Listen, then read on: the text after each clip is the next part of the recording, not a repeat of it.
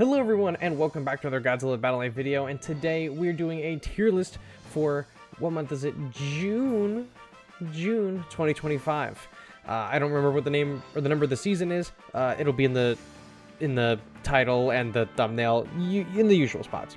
So a little late, better late than never. I'm extremely busy, but it's kind of important that we have a tier list every season, of course, even if it is late, because the new season is starting up and we're going to be able to use this to go into the new season and take a look at the tier list and make sure we make smart decisions based on the old list, because unless things drastically change in the next month, this list will virtually be the same. We don't know, when I post this video, we don't know what all the new characters are going to be, but we know what the buffs and nerfs are going to be, and I don't think the buffs and nerfs are going to affect this at all. So we're just waiting to know what the new characters are going to be. So this is probably going to be 90% accurate for next season. With that being said, let's talk about some of the units that got changes in June. And we'll go in order that the blog post has them listed. So King Ghidorah 2019 Antarctic version, the Antarctic version Awakening, got an increased HP and increased attack. And then shout out to Rick the Squirrel, who always does these breakdowns at the beginning of the season and sends them to me. And I'll just read you what he wrote to me. King Ghidorah 2019 Antarctica version had a 5.72% increase in HP and a 25.2% attack increase. So King Ghidorah Awakening, I think I had him in the A tier or the S tier last season. I don't remember. He's definitely somewhere in the S tier now. I'd probably put King Ghidorah Awakening somewhere over here in like the maybe middle-ish road of S tier, somewhere around here in this area. I can't remember if he was down here or back here. I think he's just somewhere. He's somewhere in the S tier. I'm not totally sold on it. He's really good. There's one character on this list with the changes that makes pretty much every character a tier worse than they normally are. I think that King Ghidorah Awakening version, if he was left unimpeded on the field, he's probably somewhere in like the middle of S. I really don't know where I would place him. I'm literally going to put him dead smack in the middle, even though I don't think Gauss and Mogera is better than him. But I really don't know where to put him. I feel like he belongs directly in the middle of S tier, maybe on the lower end of S tier, maybe kind of closer to Ride Ghidorah, but I'm not totally sold on this lineup for S tier. Just know that everything in the S tier is belonging in S tier. The order in which they are appearing, I'm not entirely certain on. Next is Super Mechagodzilla, who also got an increased HP and increased attack. And then it says right here, Super Mechagodzilla had a 22.3% HP increase and a 21.5% attack increase.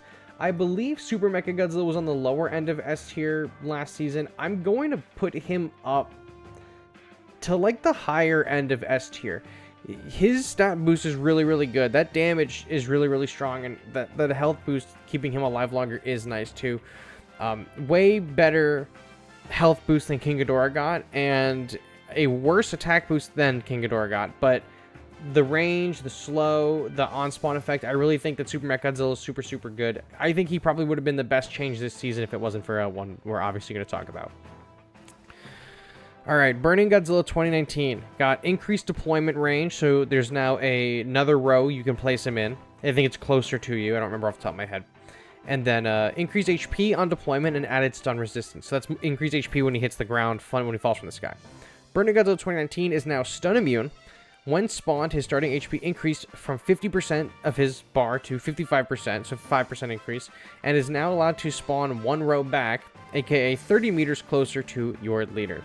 I had him in the B tier last month. I think he was somewhere down here. But I am pretty confident that this guy is in the A tier. Like, he's at least high A. If he isn't like the top of A tier, he's like the bottom of S tier. I mean, he is really strong. Being able to put him one row back is incredibly helpful. I find him most useful in All-Star Battle now that I can spawn him closer to my leader and the enemies are not killing him as fast. And in the egg mode as well, I find him super useful. But again, this next guy we're going to talk about makes all of these guys that have changes much worse. It may seem like some of these characters, where I'm placing them, these ones that had buffs, don't belong where they are. but it's literally just because of Godzilla Final Wars Tokyo version. He single-handedly moves most of the stuff on this tier list down a peg if he's on the field, and I think it's an unfair comparison. It's like comparing something to Original Recipe Rio. So we're going to talk about Tokyo Final Wars. On the stats, on the buffs and nerfs, he got a decreased number of deployed enemy units required for stat upgrades, increased reach of upgrade level 1, increased reach of upgrade level 2, and then decreased his movement speed. Godzilla 2004 Tokyo Final Wars Battle version no longer needs 2 deployments to change into a second phase, but just 1. Therefore, each phase went from 2, 3, and 4 deployments to 1, 2, and 3 deployments. Phase 2 increased reach from 80 to 90, and third phase increased reach from 100 to 120. Movement speed was decreased from 8 to 6. He had all these changes to how he operates, right? He's slower, so he's not going to be up on the field as fast as before, right? He's going to have more time to sit back while your enemy deploys units, and he builds up his charge or whatever it is, his abilities. Instead of it being like, okay, he's on the field, and then one unit comes down, nothing happens. A second unit comes out, now he's at 1, right? Now it's as soon as the first unit comes down, he's up another tier. Second unit, he's up the tier. Third unit, he's up the tier. He was at the lower end of S tier last season. He is the best card in the game. He is the best character in the game right now. I think you can make an argument for him maybe being second only to Void Ghidorah. Void Ghidorah remains one of, if not the best unit right next to this Final Wars. Because at level 17, Void Ghidorah kills everything, right? Void Ghidorah has like a 9.72%. It does like 9.72% damage every second for 11 seconds or something like that. So that's like enough to kill most units. I don't remember what the actual stats are on it at level 17 and plus. But at level 17, it will kill everything in this game, bar nothing is getting healed, right? So like -1 healing itself stops Void Ghidorah from killing it, right? Or a Psychic Chorus will usually stop a Void Ghidorah from killing your things. It is probably the only, not only, it is the best counter to Final Wars, because when you place units to combat Final Wars, he gets way stronger. But since Void Ghidorah is a effect piece and not a unit, it doesn't work on him. So it's the easiest way to kill Final Wars, which is why I think Void Ghidorah might take the top spot this season, because it's the best, it's most reliable killer to the best card in the game. But I'm willing to say that Final Wars is on the top as the best actual unit in the game, and then Void Ghidorah is just the best overall, I think. But either, if you want to place this guy in first place and Void in second, or Void in first and Godzilla in second, it doesn't matter. They're the two best characters in the game. It doesn't matter what order you place them in. They're the best. And then this is a personal favorite of mine, the Mbaw 93 unit base. Lowered its cost and greatly increased HP of the facility. So Mbaw had its cost decreased from 5 to 4, okay? And had its HP of the base itself was increased by 394.4%. To put that in perspective, a level 30 Mbaw base before this change, so in May 2025, Mbaw base had 1,348 health at level 30. Now at level 30, June 2025, Mbaw base has 5,316. This has been a unit that I have been using all season, especially because it pairs super, super well with Burning Godzilla. We'll talk about him later, but he gains charge when characters die. Mbaw base has more health. It's more reliable to keep on the field. That makes the little tanks die, boost Burning Godzilla. I think it's a really great synergy, intended or not. I don't know. I'm going to assume it is because they buffed it for this season. I've been using Mbaw in every single battle this season. I think Fort Cost is really good. I think the health change is really good. For most of the seasons it's been around, it's been in the C or D tier. But I'm going to move it to the B tier. I think the Mbaw base is in the middle of B tier right now. I think that it is definitely better than some of these other characters, strictly because it is way more reliable now. It stays on the field way longer. It doesn't stay on the field way longer. It still has a 51-second duration, but it's not going to fold immediately to trains or whatever that new Operation Taro or Toto or Tomo or whatever it is, tanks that you saw in the preview that was released the day that this goes live. I think it's overall really good. I'm probably coping putting it in the middle of B tier. It's probably like something like this, like at the and back end of B tier. I feel like it should be higher, but I feel like realistically maybe I'm just biased and coping. All right. We're not talking about leaders in this one. We're just talking about units. So we're not going to talk about Wakasebe Godzilla. He's also on this units change list. All right, first things first. We're talking about Gamera. He, for no particular reason other than he is the first one on here when I threw all the pictures in. It just ordered them this way. I usually order them for the star of the season to be at the end, but it doesn't really matter. Gamera, 1996. As a unit, he's 6 cost. He has a attack speed of 2.6, a search range of 75, a reach of 72. He goes and attacks leaders, ground, aerial, and facilities. His movement speed is 14. He deals damage 3 times in a straight line, head-on, or with head-on range attacks. So when you deploy him, he does his little animation, he comes in, and he goes boom, boom, boom. He shoots 3 fireballs. He does a little bit of damage with that. Mine is level 20, and at level 20, it's doing 468 damage. Unsure if that is 468 damage per fireball or just overall. When he's attacking, he inflicts knockback on enemy units. So he's single target, he shoots his fireball at an enemy and knocks them back a little bit. On expiration, he turns and faces the enemy leader and deals range damage in a straight line. If he's out of range of the enemy leader, it doesn't matter. Anything in that line is going to take damage. It doesn't matter how far away he is from the leader, from the enemy, he's always going to die. Turn to the leader and then fire his beam. Anything caught in it is going to get hit. An offensive unit that excels at dealing damage from deployment to expiration. Attacks cause knockback, so it is effective at dealing with enemy units with slow movement speeds. Since it deals range damage in a straight line towards the enemy leader on expiration, it is important to advance it as much as possible. I've been killed a handful of times with that ability. Alright, so for my ranking of Gamera, I think some of you guys might actually hate me. I think Spence might hate me a little bit. I think there's probably a few people who will. I don't think he's that good. I think he's probably in B tier. I think the Mothra that does knockback is kind of better. Maybe he's a little bit better than that Mothra because he has a little bit more stuff going on. He has knockback. The Mothra has knockback, but he also has that beam that reaches the enemy leader or tries to reach the enemy leader. I don't think he's very good. I've only really seen him in play this season the first week and a half because that's when people were unlocking him and that's when he was really fun to use. But over the course of the season, he's totally dropped from play. I haven't seen a single one of them in like 2 weeks. I don't think he's that challenging to beat. His range isn't very intimidating. His ability isn't very intimidating.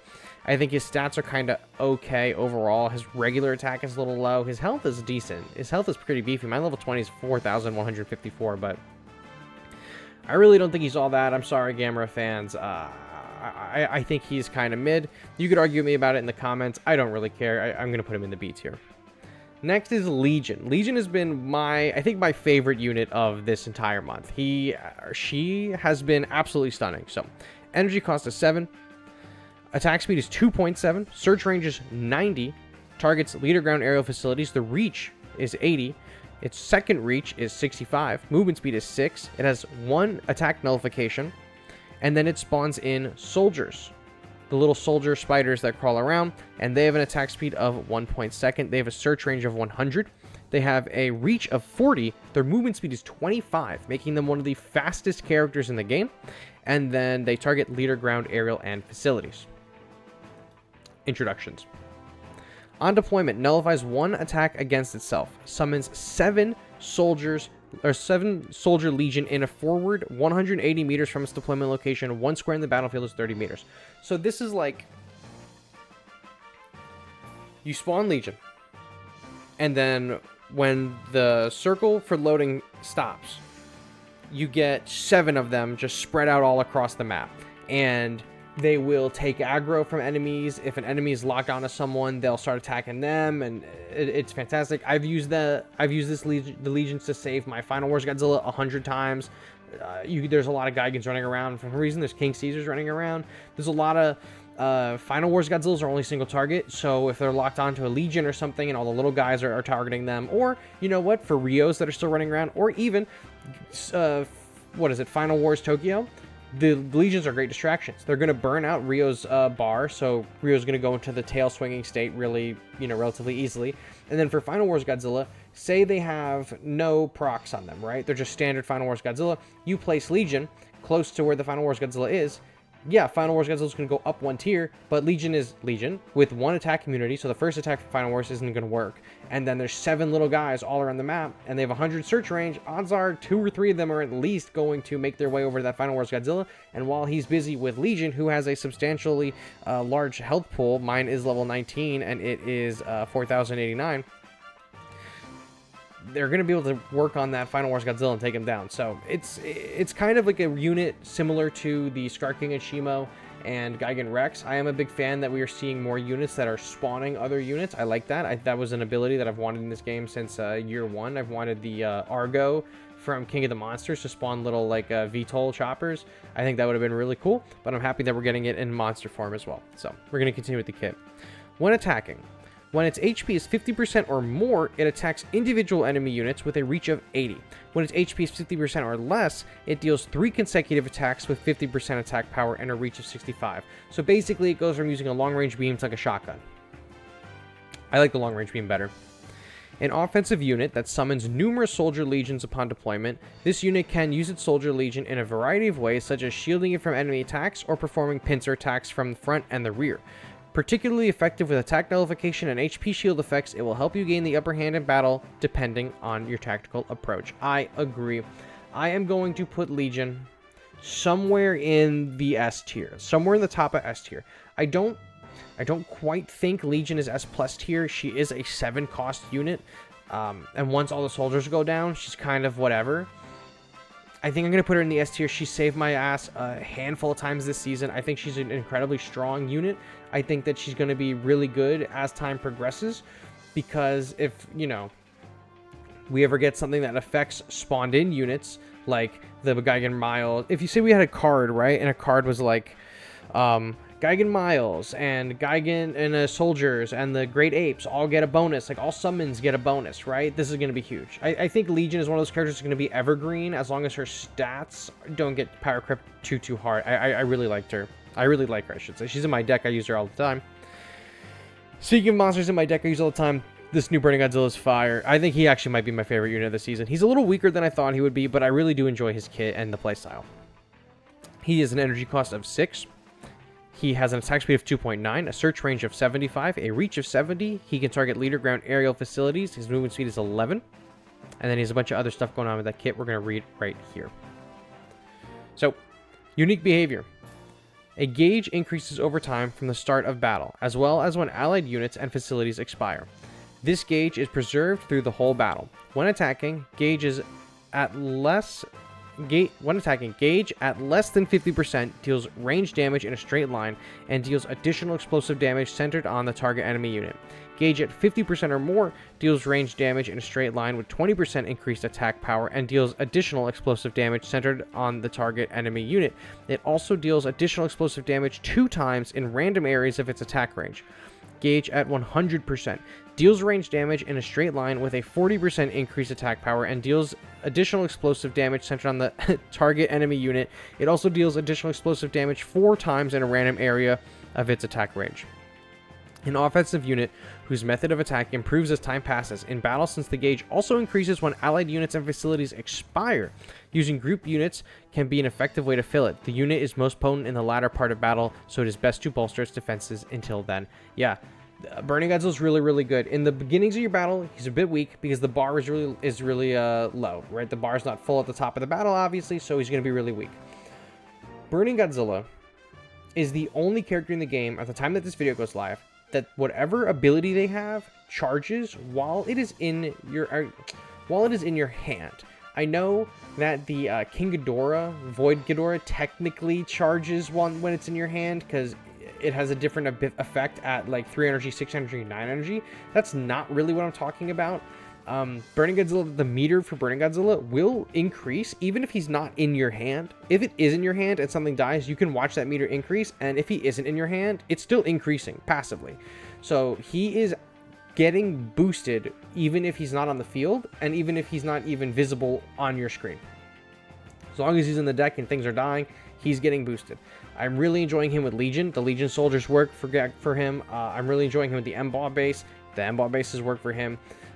He is a little bit weak at the start of the battles, so using him early isn't really ideal, but at the end of the battle, when his meter is 100% charged, he is a menace. He wrecks Gamera's spam decks. He is incredibly strong at the end game when everything's a little bit tighter and more things are hitting that AoE. His AoE feels a bit random at times and not super strong, but I definitely think that there are some times where it just hits perfectly.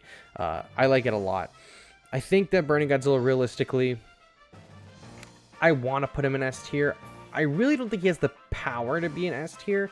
He has the ability to be an S tier, so I'm gonna put him in the top of A. I feel like he could be bottom of S, but I think that maybe like something here is probably the move. Something like right here at the bottom of A, because I think he's really neat. I think he's really strong. If you play him by himself without like a game plan for him, it's going to take you a lot longer to get him to that meter. But if you try to facilitate that thing to increase as fast as humanly possible, you're going to be cranking out damage like it's nobody's business. I don't think he's as good as Final Wars Godzilla, of course. I don't know if he has as much. I don't think he has as much utility as Legion, but he's definitely better than this Gamera. 96. So, guys, that is what I got for you today. I know it's a bit late. It's better late than never, of course, but here's the tier list. Take a screenshot, do whatever. It should serve you well into the July 2025 season. And stay tuned on this channel because characters for that July 2025 season are being revealed every day until that season is out. So, we're in the end game for June, and July is starting off strong. Thank you so much for watching, and I will catch you on the next one. Bye-bye.